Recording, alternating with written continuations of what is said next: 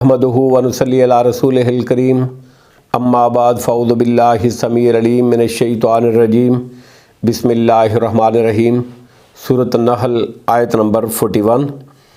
पहले बामानी तर्जमा, वल्लदीना और वो लोग जिन्होंने हाजरू हिजरत की, फिल्लाहि अल्लाह के रस्ते में, मिन बाद मा इसके बाद के, ज़ुलिमु वो जुल्म किए गए, लनुबव्विअन्नहुम अलबत्ता हम ज़रूर ठिकाना देंगे उनको, फिर दुनिया में, हसना अच्छा, वाला अजरुल आखिरते और अलबत्ता आखरत का अजर, अकबर बहुत ही बड़ा है, लव काश, कानू होते वो, यालमून जानते।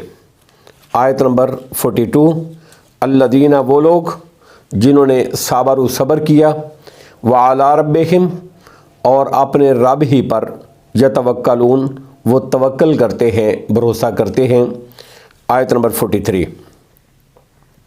वमा अरसलना और नहीं हमने भेजे, मिन कब्ल का आपसे पहले, इल्ला मगर, रिजालन नूही मर्द ही, नूही हम वही करते थे, इलैहिम उनकी तरफ, फसआलू चुनाचे तुम पूछो, अहल ज़िक्र अहले ज़िक्र यानी अहले किताब से, इन कुन तुम अगर हो तुम, ला तालमून नहीं जानते।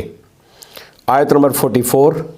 बिल बैयनात व ज़ुबुर हमने भेजा था उनको दलीलों और किताबों के साथ, व अनज़लना और हमने नाज़िल किया, इलैका ज़िक्रा आपकी तरफ, ज़िक्र यानी कुरान मजीद, ले तो बैयना ताकि आप बयान करें, लिन्नास से लोगों के लिए, मा जो कुछ, नुज़्ज़िला नाजिल किया गया, इलैहिम उनकी तरफ, वला अल्लाहुम और ताकि वो भी, यतफक्करून गौर व फिक्र करें।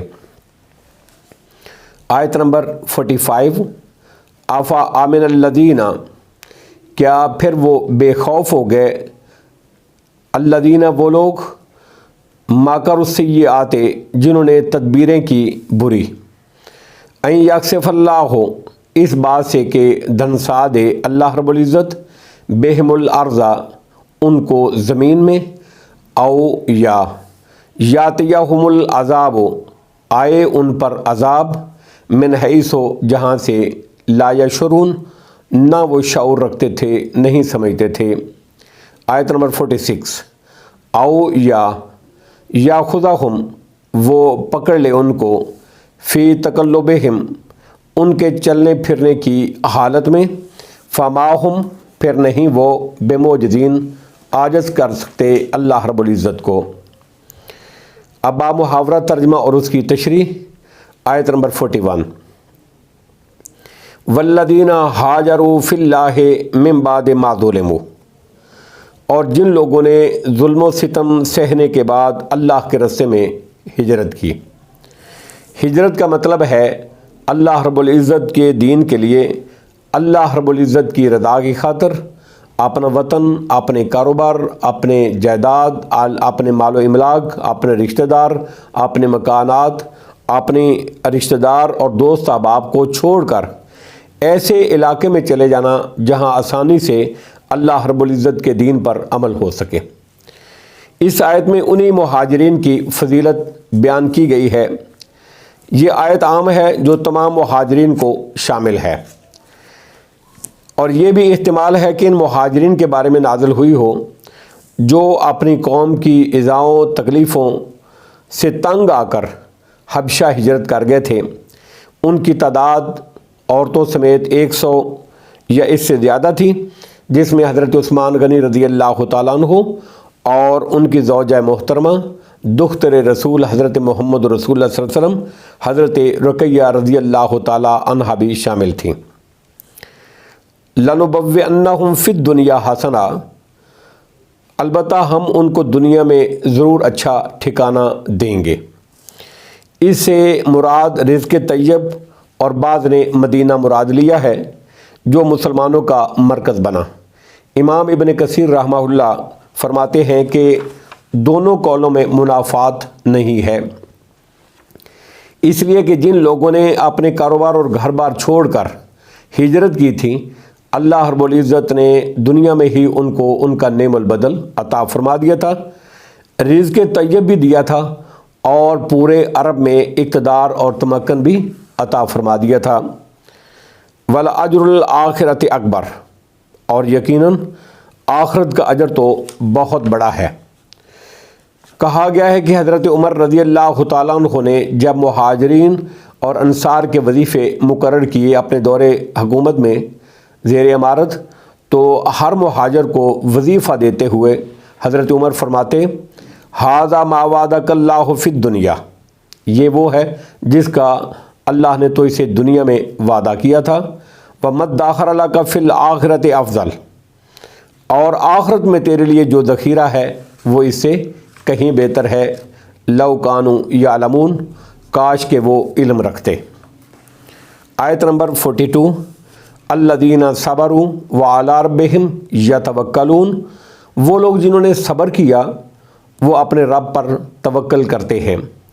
آیت نمبر 43، وَمَا أَرْسَلْنَا مِن قَبْلِكَ إِلَّا رِجَالًا نُوحِي إِلَيْهِمْ، اور ہم نے آپ سے پہلے بھی مرد ہی نبی بھیجے تھے، نوحی الیہم، ہم ان کی طرف وحی کرتے تھے، فَاسْأَلُوا أَهْلَ الذِّكْرِ إِن كُنتُمْ لَا تَعْلَمُونَ، لہذا تم اہل ذکر یعنی اہل کتاب سے سوال کرو، پوچھ لو، ان کنتم لا تعلمون، اگر تم علم نہیں رکھتے۔ اہل ذکر سے مراد اہل کتاب ہیں جو پچھلے انبیاء اور ان کی تاریخ سے واقف تھے۔ مطلب یہ ہے کہ ہم نے جتنے بھی رسول بھیجے وہ انسان ہی تھے، وہ بشر ہی تھے، اس لیے حضرت محمد رسول اللہ صلی اللہ علیہ وسلم بھی اگر انسان ہیں تو یہ کوئی نئی بات نہیں کہ تم ان کی بشریت کی وجہ سے ان کی رسالت کا انکار کر دو۔ اگر تمہیں شک ہے تو تم اہل کتاب سے پوچھ لو کہ پچھلے انبیاء بشر تھے یا ملائکہ فرشتے تھے، وہ بھی سب انسانی تھے، تو پھر حضرت محمد رسول اللہ صلی اللہ علیہ وسلم کی رسالت کا محض بشریت کی وجہ سے انکار کیوں کرتے ہو؟